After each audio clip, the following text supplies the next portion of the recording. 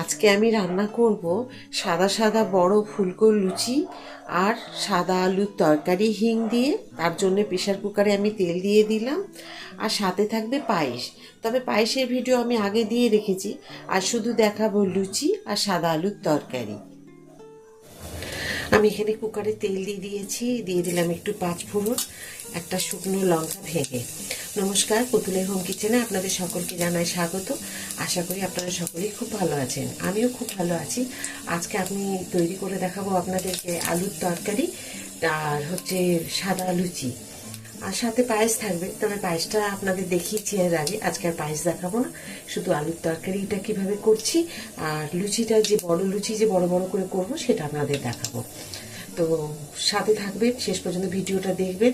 আর video দেখতে দেখতে please like, subscribe আর শেয়ার করে দেবেন। আমার ভিডিওগুলো নতুন বন্ধুদের দেখার সুযোগ করে দিন শেয়ার করে। তো সাথে থাকুন। আমি এখন দিয়ে দেবো একটুখানি হিং। আমি দিয়ে দিচ্ছি একটুখানি হিং। এখানে কেটে রেখেছি আলু, টমেটো আর কাঁচা লঙ্কা। এই কাঁচা লঙ্কাগুলো গন্ধ হবে, ঝাল খুব একটা হবে না। আর আমি দিয়ে দিচ্ছি এখানে একসাথে।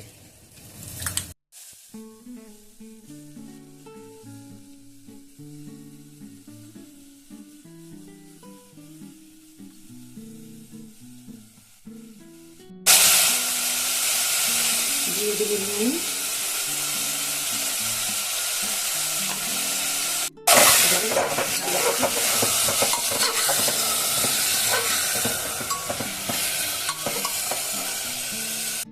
এখন দিয়ে দেবো একটু ধনে পাতা,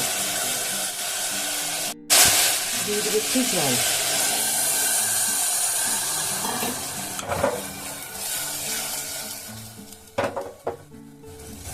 জলের পরিমাণটা একটু কম দেবেন, খুব একটা বেশি ঝোল থাকলে ভালো লাগবে না।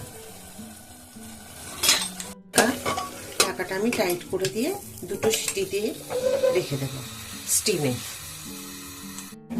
ময়দা মেখে আমি রেখে দিয়েছিলাম প্রায় 20 মিনিটের জন্য ঢাকা দিয়ে।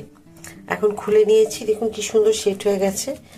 এগুলোকে এখন আমি লুচি লেচি করে নেব, করে নিয়ে বেলে কীভাবে ছেঁকে আপনাদেরকে দেখাচ্ছি যখন ছাঁকবো। তো থাকবেন সাথে, আমার যে লুচিগুলো কীরকম হচ্ছে সেগুলো আপনাদেরকে দেখতে হবে যে আমি কিভাবে লুচি। হ্যাঁ, ময়দাটা আমি মেখেছি কি দিয়ে, নর্মাল যেরকম নুন দিই সেই নুন দিয়েছি, পরিমাণ মতো অল্প একটু তেল দিয়েছি যাতে খুব খাস্তা না হয়। আর দিয়েছি এখানে চিনি, 2 চামচ চিনি দিয়েছি। না, আর এই 300 গ্রাম আটা আছে, 2 চামচ গুঁড়ো চিনি দিয়েছি, আপনাদের দেখাচ্ছি। এই যে দেখুন গুঁড়ো চিনি করা আছে, এই গুঁড়ো চিনি দিয়েছি আমি, দিয়ে মেখে আর ঢেকে রেখে দিয়েছিলাম। আটা মাখার ভিডিও আমার অনেক আছে, আপনারা দেখবেন পুরোনো ভিডিওগুলো, তাহলেই দেখতে পাবেন।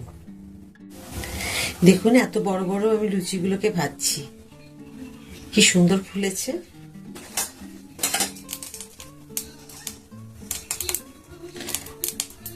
আবার এভাবে দিয়ে দেব, দেখুন কি সুন্দর ফুলে উঠছে, আর সাদা সাদা লুচি একবারে।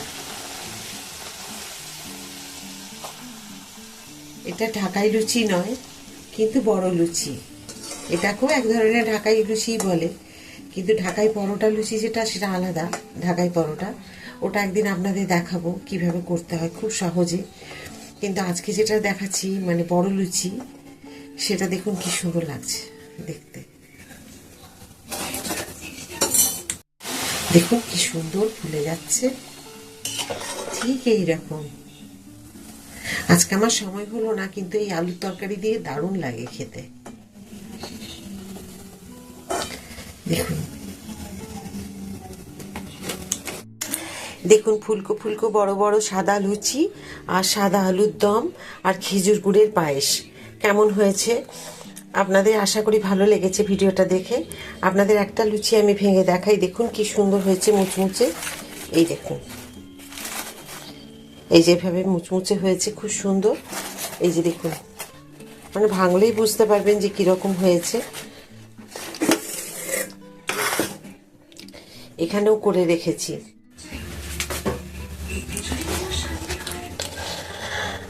আজকে আমি সাদা বড় বড় ফুলকো লুচি করেছি, আর আলুর তরকারি করছি, সাদা আলুর তরকারি হিং দিয়ে, আর খেজুর গুড়ের পায়েস। আশা করি আজকের আমার এই রান্নাগুলি আপনাদের খুব ভালো লেগেছে। তবে পায়েসটা আমি আজকে দেখাইনি, আমার অন্য ভিডিওতে দেওয়া আছে খেজুর গুড়ের পায়েস তৈরি করার, তো সেটা দেখে নেবেন। তো এইটুকু বলে দিতে পারি, খেজুর গুড় সঙ্গে সঙ্গে দেবেন না, যখন একটু ঠান্ডা হয়ে যাবে তবে দেবেন, নালে কিন্তু ফেটে যাবে, ছানা কাটার মতো কেটে যাবে। তো হিং দিয়ে এভাবে সাদা আলুর তরকারি আর এইরকম বড় বড় ফুলকো ফুলকো লুচি বাড়িতে তৈরি করে খাবেন, দেখবেন খুব ভালো লাগবে।